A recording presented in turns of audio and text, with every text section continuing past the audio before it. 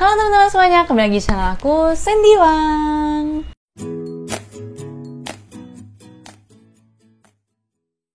Oke, jadi kemarin ada yang nanyain aku di kolom komentar. Dia nanya seputar pekerjaan dan gaji di Taiwan. Nah, jadi video kali ini aku bakal jawabin pertanyaan dia karena pertanyaan lumayan panjang. Jadi aku langsung buat video aja karena selain dia nanya juga banyak juga yang nge-DM aku mengenai hal serupa. Jadi mari kita jawab di video ini. Oke, jadi ini dia pertanyaannya.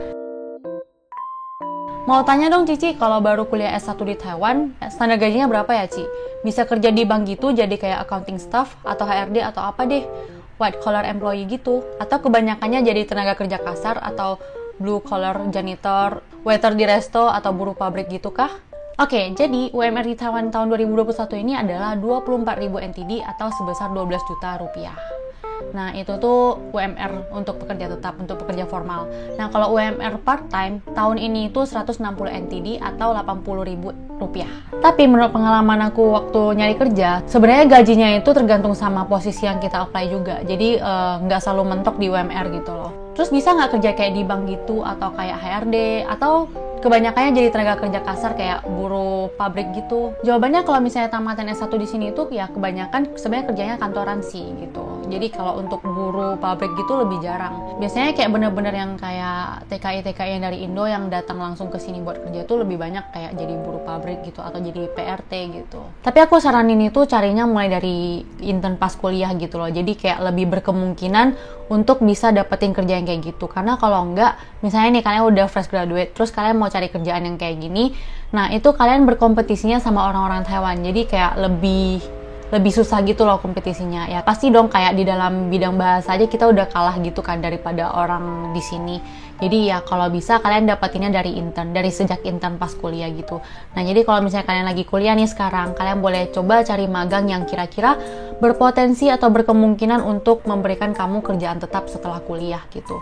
Nah, kalau misalnya kalian emang bukan tamatan S1 di sini, ya tentu bisa gitu, tapi kalian harus benar-benar cari koneksi yang bagus gitu loh. Dan aku saranin kalau misalnya kalian emang mau langsung kerja kantoran di sini tanpa kuliah di sini, kalian bisa coba sekolah bahasa dulu 1 atau 2 tahun gitu. Jadi setidaknya kalian ngerti dulu lingkungan di sini tuh gimana gitu. Nah, kemudian dia tanya, bisa nggak kira-kira gajinya dikumpulin untuk beli rumah atau beli mobil di Taiwan? Jujur kalau misalnya cuman kerja kantoran gitu, kayak makan gaji bulanan istilahnya, jawabannya sih bisa, tetap bisa beli rumah, beli mobil, tapi waktunya bakal lebih lama gitu. Karena sebenarnya kalau untuk bisa beli rumah atau beli mobil ini sebenarnya jawabannya lebih personal ya, kayak tergantung sih, kayak ya kalau misalnya emang lifestyle-nya itu lebih gede dari income-nya ya pasti nggak bisa, mau income-nya segede apapun gitu ya pasti tetap nggak bisa beli mobil, beli rumah gitu loh. Tapi kalau misalnya dari income yang kayak pas-pasan atau emang yang nggak begitu banyak tapi dia dalam financial management-nya itu bagus, ya pasti dia bisa beli rumah atau beli mobil. Nah, for your information, rumah di sini itu lebih mahal dari Indo, jauh lebih mahal. Karena di sini tuh tanahnya lebih kecil dari Indonesia. Jadi secara nggak langsung pasti rumah di sini tuh lebih mahal. Jadi sebenarnya ini juga tergantung pribadi sih, bisa atau enggaknya aku nggak bisa menjamin. So, jawabannya ada di diri Anda. Oke. Kemudian dia bilang gini, maksudnya gini Ci, ada yang cerita temannya kerja di Taiwan selama 15 tahun, tapi masih aja tetap jadi waiter, cuma beda pindah-pindah resto aja. Apa benar kondisinya begitu? Atau kita bisa meniti karir jadi supervisor atau manager atau dan sebagainya? Oke, jadi gini, ini tuh jawabannya juga sebenarnya personal, kayak tergantung sama pilihan orang masing-masing gitu. Nah, mungkin kayak teman kamu ini 15 tahun jadi waiter terus, nah itu mungkin emang udah pilihan dia gitu loh. Mungkin kayak awal dia dateng, dia daftarnya sebagai waiter dan mungkin dia udah nyaman sama kerjaan itu dan nggak mau ribet juga ya, jadi dia jadi waiter terus selama 15 tahun, mungkin gitu ya, mungkin. Nah, kalau misalnya emang buat tipe orang yang suka tantangan baru, suka challenge, suka coba hal baru, nah itu kondisinya pasti nggak bakal sama gitu. Nah, jadi untuk kondisi kayak gini itu sebenarnya nggak ada benar atau salahnya, itu semua tergantung sama pilihan masing-masing gitu. For information, buat kalian yang udah kerja di sini tapi mau ganti kerjaan, nah itu tuh kalian harus ganti visa kerja karena perusahaan yang bertanggung jawab itu udah berbeda, jadi otomatis visa kerjanya harus diganti gitu, harus diedit beberapa lah gitu.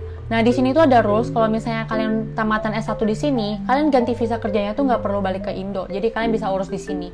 Nah, kalau misalnya kalian yang bukan tamatan S1 di sini tapi dari Indo langsung ke Taiwan kerja gitu, nah kalian ngurusnya masih di Indo gitu, jadi nggak bisa urus di Taiwan. Jadi kalian mau nggak mau harus pulang ke Indo buat ngurus visa kerjanya gitu.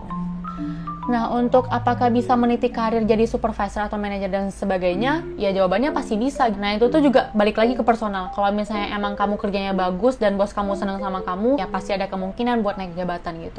Oke, kemudian dia bilang, kan kalau fenomenanya kebanyakan anak Indo lulusan sana kerja 20 tahun, tetap jadi level waiter terus, dan nggak kebeli-beli rumah. Nanti kalau udah tua, udah capek, nggak bisa kerja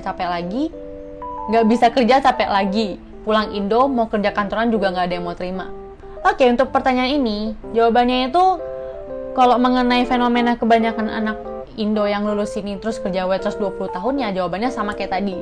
Itu tergantung personal, dia mau tetap di zona nyamannya atau emang mau cari tantangan baru gitu loh. Kalau misalnya dia emang suka tantangan baru, suka belajar hal baru, itu pasti selalu ada cara buat dia supaya nggak jadi waiter selama 20 tahun gitu. Oke, dan kalau mengenai bisa nggak bisa beli rumah ini, aku juga nggak bisa menjamin setiap orang itu bisa beli rumah di umur berapa. Itu semua tergantung dengan effort yang diberikan gitu loh. Jadi kayak yang tadi aku bilang, income segede apapun, kalau misalnya dia emang nggak bisa manage finansialnya, itu ya sama aja tetap nggak bisa beli rumah gitu. Even kayak yang kerja di Indo yang kayak makan gaji bulanan UMR 4 juta, 4,5 juta gitu, dia bahkan lebih berkemungkinan bisa beli rumah duluan daripada yang kerja dengan gaji gede gitu.